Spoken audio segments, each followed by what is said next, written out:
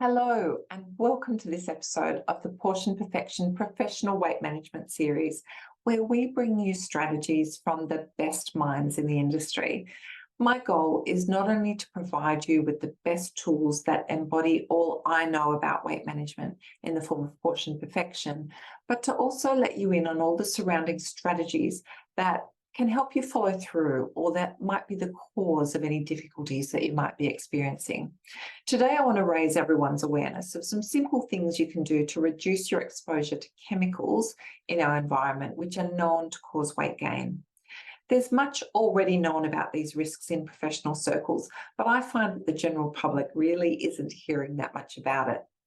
Now, I want to say, though, that I'm not an expert in this area and I was unable to get an expert to present this information to you. So I'm going to do my best to pass on my understanding. Now, I've got a base degree in biochemistry, as do all dietitians. So whilst it all makes sense to me, I say again that this is on the periphery of my area of expertise. So this is really an awareness raising exercise which might identify why losing weight is difficult for you or gaining weight is very easy for most.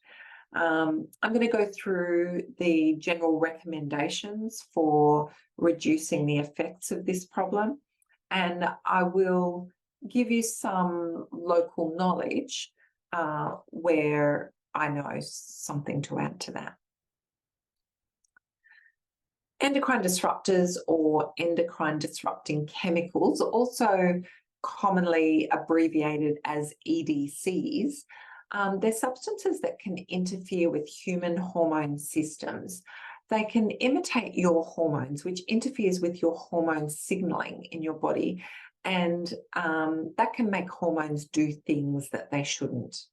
They can interfere with your immunity, your fertility, your physical development, or that of your offspring, also your brain function and your metabolism. Our body has multiple systems of endocrine glands. These glands do pretty complex things, and they're absolutely necessary for human health and bodily function. Hormones enable us to adapt to our environment, such as responding to hunger, starvation, or overfeeding. They're also actually messengers that travel from one part of the body to another, helping cells talk to one another. They're responsible for almost every cell, organ, system, and function in your body. Now, some chemicals are similar in structure to our own hormones, and they might be similar enough to lock onto the receptor sites that were meant for our own hormones, as if they're our own hormones. So here's a list of the main substances clearly found to disrupt our hormonal system. Naturally, we all want to avoid these, but it can actually be difficult to achieve because they're virtually everywhere. So these are some of the names to watch out for. BPA, which is bisphenol A. Now, this is probably the most commonly heard of problem because there was a lot of outcry about BPA in baby bottles over probably 10, 15 years ago. But most of us grew up before that, and many of us had our children earlier than that. And so we have probably been introduced to BPA in that form, but it's also very widely distributed. It's actually in those heat sensitive printer paper, like a docket. It's also in the lining of cans, as well as plastics. We've also got parabens, which you may have heard of. They're often listed as being perhaps paraben-free on personal care products or makeup. Phthalates, similarly. Octocrylene is a substance used in sunscreens, and it can be absorbed through the skin. Triclosan, I don't think that's as much of a problem these days, but it definitely is an obesogen, and it was in antibacterial washes. Thankfully, considering COVID, It hasn't been in antibacterial washes in Australia for some years. To interject here, I did just find it in Pfizer Hex acne wash or facial wash in the pharmacy. PBDEs or polybrominated diphenyl ethers, mercury, lead, and organophosphate pesticides. Where do they hide? Well, in our food, in dust, personal care products, sunscreen, perfume, antibacterial washes, if they contain triclosan, household cleaners, laundry products, vinyl shower curtains, plastic toys, electronics, and fly sprays. So just focusing on food, we've certainly got pesticides in vegetables. And so this is something where often you don't have a lot of control over. DDT and glyphosate are two problematic chemicals. Glyphosate is Roundup. So same problem if you're spraying Roundup and getting it on your hands or breathing it in. But when it's sprayed on crops, it means that the crops are not affected by the glyphosate themselves, but it kills the weeds that might have crowded out the wheat, for example. So it's not necessarily damaging to the wheat, particularly if it's been genetically modified to be Roundup resistant. It will have been sprayed with more Roundup or more glyphosate because it's resistant to it, but it's still there on the crop, and therefore we're still going to be consuming remnants. I also want to add in here that that glyphosate and the biochemical pathway that glyphosate interferes with to kill the weeds is not a pathway that exists in humans, which is why it was considered to be safe for humans. However, it's not safe for gut bacteria, and gut bacteria, as we're finding out, are such an important part of human health that damaging them is causing a whole lot of other problems for humans. The other major area is food packaging. BPA in plastics related to food packaging, phthalates and phenols.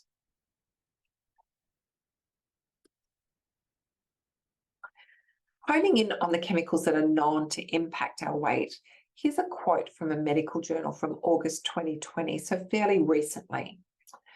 Evidence is particularly strong for relations between perfluoroalkyl substances, which are PFOAs, and child and adult obesity, impaired glucose tolerance, gestational diabetes, polycystic ovarian syndrome.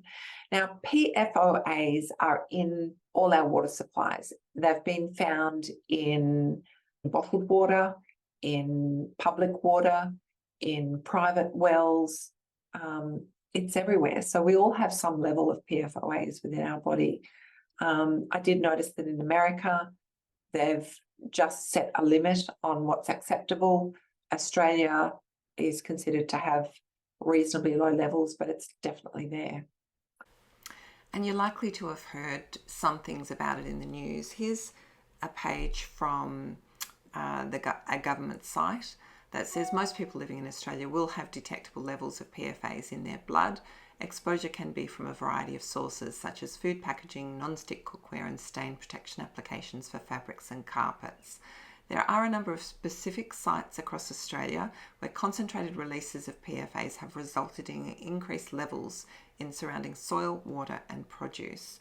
And you can have a look at areas identified. For most people, it's likely to be from consumption of produce, which has taken up the chemicals from the groundwater. But the areas around airports and defence spaces, anywhere where there's been firefighting training, the chemicals from the firefighting foam have gone into the soil and into the groundwater, and that's an area of issue today. Evidence also exists for relations between bisphenols and adult diabetes. So bisphenols was that BPA, but there's also BPB and BPC, and adult diabetes and polycystic ovarian syndrome, both of which are really prevalent. Phthalates and childhood obesity and impaired glucose tolerance. The growing evidence supports urgent action to reduce exposure to EDCs. So here's this report calling for urgent action to reduce exposure to EDCs, yet how much do we know about it? We don't hear enough about it, I think, and I guess it's been kept from us because much of this we don't have any control over. There's obviously a lot of controversy, there's potential cover-ups, and there's a lot of big businesses involved. I'm going to stick with gathering some pretty clear and simple changes that we can action. There have been some large-scale disasters in which humans were exposed to varying amounts of chemicals, including both high levels, which were acutely toxic, and lower levels, which have now been shown to cause more chronic, subtle, and long-lasting effects. One example is the explosion of a chemical manufacturing plant in Seveso, Italy, that exposed the residents to high levels of dioxins. Two more tragic exposure examples are Yusho in Japan, which was PCBs, and Yucheng in Taiwan, in which contaminated cooking oil caused mass poisoning. Spraying of crops is an established practice that can create a body burden that affects exposed workers, but also nearby residents, consumers of the food, and we actually know about future generations. And that's because these things build up in our bodies, and then the mother has the baby within their body, and there's some sharing of blood supply, some mobilization of body fat, which puts some of those stored chemicals that we've been exposed to earlier back into our shared bloodstream. Some endocrine disrupting chemicals are persistent and bioaccumulative, meaning they build up over time in body tissues, which is also where they build up in fish, and that's where you get the greater toxin load in large fish compared to small fish. When humans are tested for the presence of endocrine disrupting chemicals, EDCs, in their blood, fat, urine, and other tissues, the results consistently demonstrate a variety of EDCs in all individuals worldwide. So this comes from food, it comes from water, it comes from absorption of things that we put on our skin, and it comes from the atmosphere around us. Most of these chemicals are fat soluble, and that's why they sit in our own body fat and in the fat of animals, which is likely to be why animal fat is considered to be or found to be so bad for us. We also pass these down to our children because of the pregnancy. The increase in fertility problems, early puberty, hormone-related cancers, including breast cancer and prostate cancer, thyroid disorders, and autism are potentially all related to endocrine disrupting chemicals, very sadly. A subgroup of endocrine disruptors are called obesogens, and they're thought to enhance weight gain by altering or reprogramming key parts of the endocrine system governing our metabolism, our energy balance, so our hunger and satisfaction, and our appetite, resulting in increasing body weight and its related adverse health outcomes. Phthalates, perfluorinated compounds, BPA, dioxins, and some pesticides are obesogens needing more study. In fact, my husband said to me a few months ago, he said, I really want to get something to reduce the amount of midges in our yard. And I found this thing online, can I buy it? And I said, well, hang on, let's have a look at it. And he said, oops, sorry, I just pressed buy. And I said, oh, well, we'll look at it when it gets here. So when it arrived, this is the product, active constituent bifenthrin. So a quick Google search of bifenthrin obesogen found multiple hits regarding its effect on fat deposition and that it has transgenerational inheritance of the effects. So needless to say, this did not get used. So avoiding spraying some of these things in our environment is the first step to minimizing our exposure. We don't want to be doing it ourselves. There's enough already happening to us. So the first thing we can do is store food in glass containers, not plastic containers. Now, some plastics are considered to be safe or of no known health concern, which means that we might find out something different in the future. We just don't know of any issues at the moment. But food in contact with plastic can be problematic. You definitely don't want to heat in plastic. And so that's where we'd say microwave food in glass or ceramic. And that's because plastic, being flexible, and the more flexible, the more mobile the molecules are, can shift into food, particularly or more so when they're heated. That's when they become more mobile, and particularly when there's some liquid inside in the food component, it's easier to transfer those chemicals into liquid than it is into a solid. So I'd encourage you to always microwave in glass or ceramic, and just to minimize the contact of plastic with heat, which actually introduces problems for all the packaged food companies. Now, obviously, they're going to be choosing to use a plastic that is considered to be safe, but we are heating it. It is in contact with our food. It's difficult to avoid that, but I think that's a good reason to cook at home wherever you can. Avoid plastic wrap on food. Now, there is plastic wrap that is deemed to be safe. A lot of the old plastic wrap that a lot of us microwaved onto our food, or we defrosted things in the microwave with poorer quality plastic wrap, that's likely to have had some effect on us as a population. Using cast iron or stainless steel cookware is generally recommended, but I will say that non-stick cookware is not banned. Teflon contained polyfluoroalkyl substances, PFOAs, up until 2013. Since then, Teflon is no longer one of those risks. But a lot of people have a non-stick pan that they've had longer than 10 years. So they're the ones to get rid of. It's time to invest in a new one. I've certainly got a scan pan, non-stick, that's PFOA free. I know that Analon are also PFOA free. Just go for a brand that tells you that it's PFOA free. Drink from glasses at home and from glass or stainless steel water bottles when you're out. If you do use plastic for drinks, and I think SodaStream is a good example where plastic bottles are supplied, you will notice that those plastic bottles usually have a use-by date on them.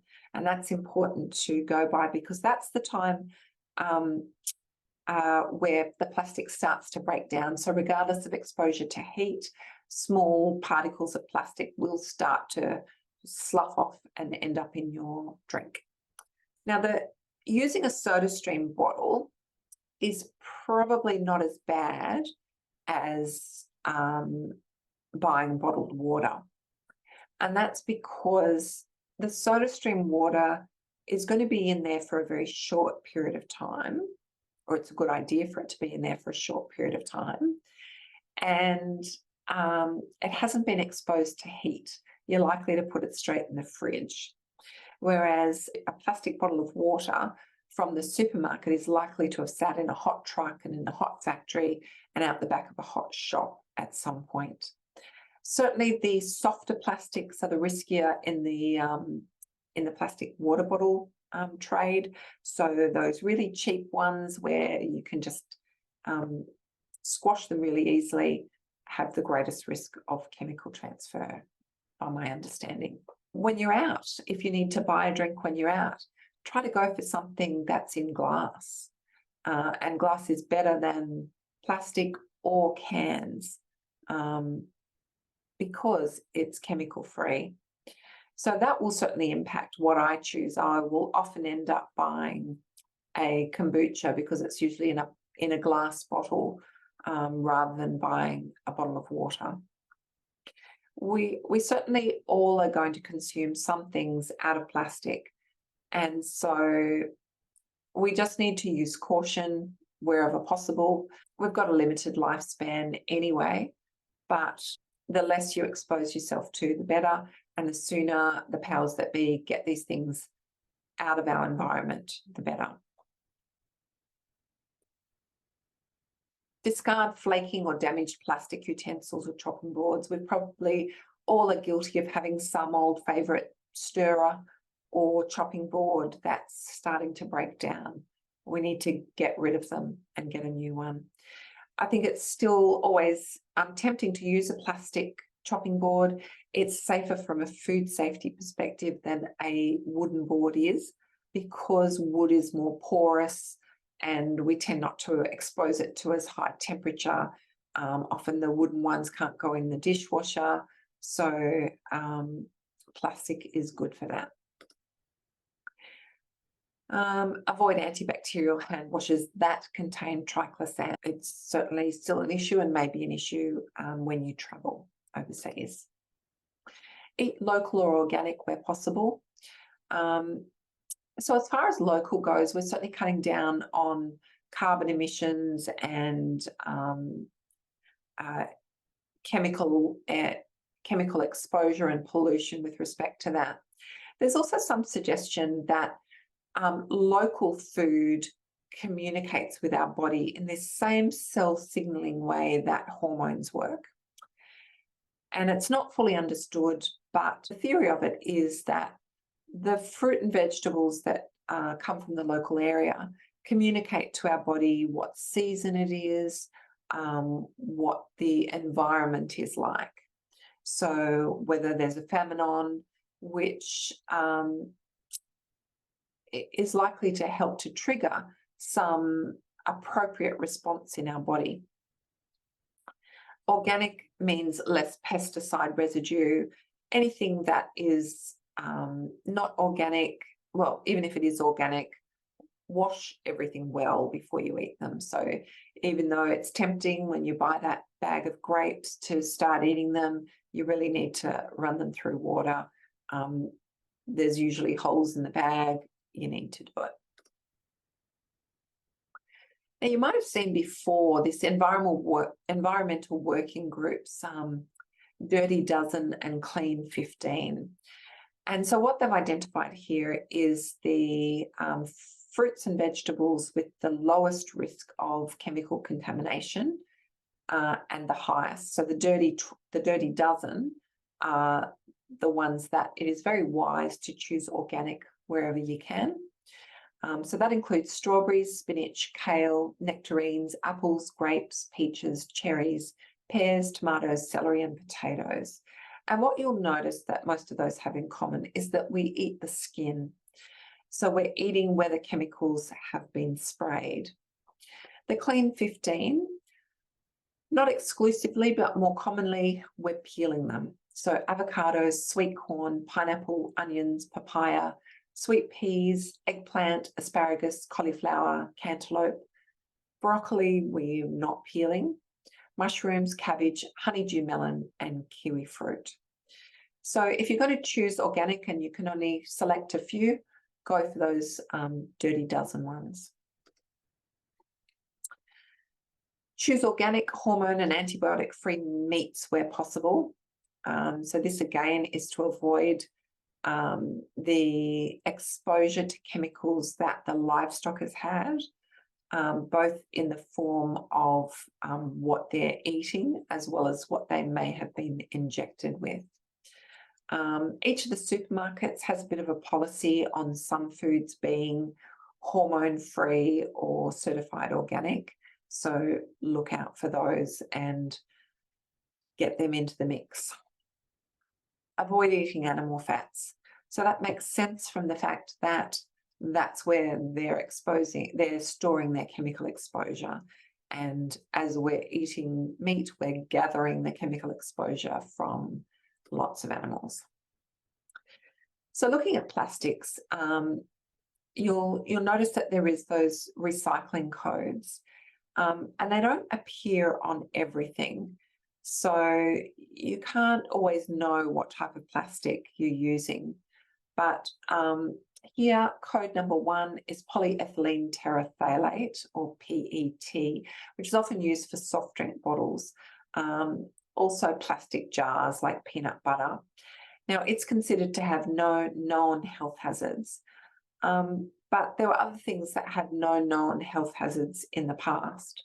So I'm going to suggest that you make a blanket reduction in plastics. You look for those recycling codes, and I'll point out the ones that are the ones to absolutely avoid coming in contact with food. But a general aversion to plastic is better for the environment and better for our health. Number 2 recycling code is high density polyethylene. So there's a range of things it could be in, but it's hard to know what it is in. No known health hazards.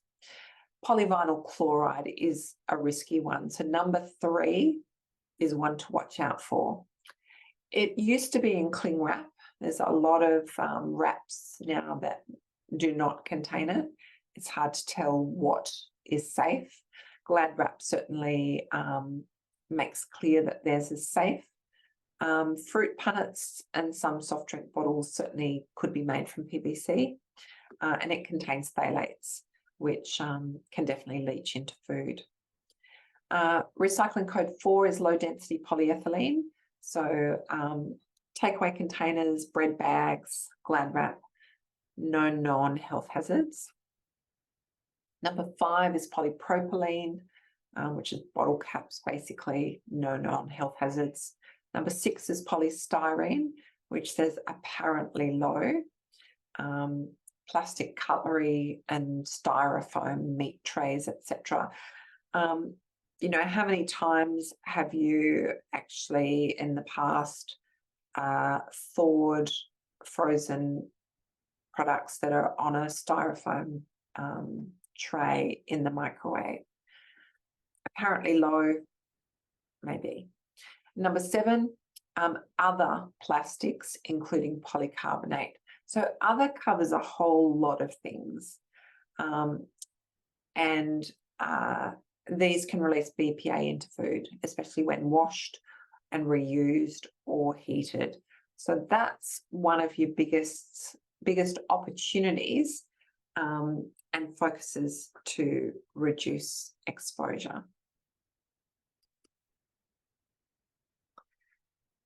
So The Obesogen Effect is a book by Bruce Blumberg. He is American. That's where I take a lot of my knowledge from with respect to the specific obesogens. You'll find information with Choice Magazine or government sites about endocrine disrupting chemicals. Generally, I've got a bit of further reading there for you if you want to investigate further. So, in summary, from a food and drink perspective, switch up your water bottle. Get some new non-stick cookware and avoid plastic coming into contact with hot food. Now, while it's not food, imagine how much lipstick we consume in a lifetime. Adore Beauty stocks a lot of more natural products and has some articles around endocrine disrupting chemicals, guiding towards companies that are more aware. The chemicals known to be obesogens that appear in cosmetics and skincare are the phthalates, which are commonly used in nail polish and hairspray. They're used to hold colour in cosmetics and used in fragrances. Also parabens, which are preservatives in skincare, shampoo and makeup. The chemical names on the bottle will contain those words if you want to check the ingredients of your collection. I encourage you to look for natural skincare. It's difficult because those ingredient lists are just so tiny. Most sunscreen brands that I checked in my cabinet contained octocrylene, which is controversial. I'll let you make your own decision, but the Cancer Council says it's safe. Quite a few papers appear indicating that octocrylene or its breakdown product, benzophenone, are EDCs and are also linked to cancer. The strongest risk appears to be from the age of the bottle of the sunscreen. So it's more of a risk if you don't finish that bottle and it lasts you for several seasons. So keep it fresh and maybe go for the smaller bottles so that you don't keep them year to year. I think the controversy comes in because the toxicity of most chemicals is dose dependent. And so one might argue that the exposure is so small, it's insignificant. But I think we need to remember that multiple small effects add up to something more. And we've got the evidence from around the world that even people with limited use of these products actually still have endocrine disrupting chemicals in their blood. And we've got the clear evidence that the whole population is gaining weight wherever you are in the world. Stronger, obviously, in some areas than others. So, I have some homework for you and a great app to help you make decisions based around what products to choose to reduce your exposure to EDCs. The Yuka app enables you to scan the barcodes of product labels and see whether there are suspect chemical ingredients. It only currently includes foods and cosmetics, so you won't find cleaning products or garden sprays, but it's a great start. It's free for scanning products, or you can upgrade to pay $20 or more per year to search products that you don't have in front of you.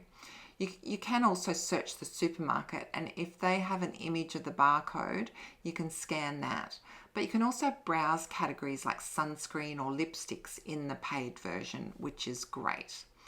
It does a few things, including giving the food and nutritional score and recommending other products with a higher score that you could swap to. Now, I'm going to say there have been a number of attempts internationally to grade packaged foods, and as someone who also does this, I can say that every method we might use will have some flaws, meaning it will give a good rating to an imperfect food, or it may give a poor rating to a perfectly good food. So I'm going to say to not take the nutritional assessment as gospel, especially where portion control comes into consideration, because that is not a consideration that the app is applying. So it may say that something has too many calories, but it doesn't know how many you need or how much you're planning to eat. So note that some foods might come up as bad for a nutritional reason that you can tolerate. You know, maybe it's too high in sugar to be an everyday food, for example, like chocolate is going to come up as bad generally, which you might have guessed for yourself. But the key to the use of the app from our perspective is to look for the problematic chemicals and look for a swap that has less of them. So if it gets a bad rating but it's not due to chemicals, then you may just be able to consider it an occasional food. So let me know what surprising things you find. Put them in the comments. I'm keen to hear. So that's it for this session. If you find value in these sessions, then please spread the word. I get to attend a lot of professional conferences where I get to meet some of the best minds in the business. And my goal is to bring their great ideas along with mine to you. The larger the audience, the greater the interest speakers have in joining us. If you want to support us, check out our products and services at greatideas.net.au or on Amazon in the US under Portion Perfection, and/or refer a friend. All they need to do is make a purchase or download a freebie from our website, and they'll get onto the invitation list for these webinars. You can find us on Facebook and Instagram too, at Portion Perfection. Thank you for joining me. I hope you found this of interest, and I'll see you next time.